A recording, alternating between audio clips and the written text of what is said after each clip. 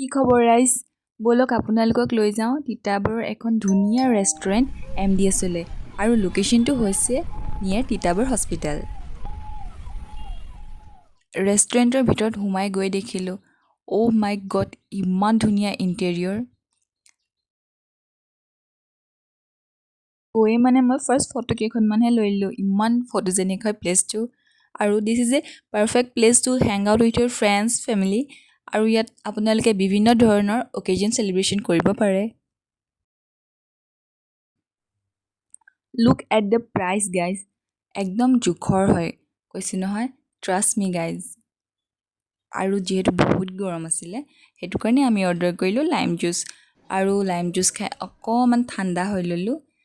এইফালে ভাগিনে অৰ্ডাৰ কৰিলে ice cream chocolate milkshake তাৰপিছত আমি খালোঁ চাহ মটকা চাহ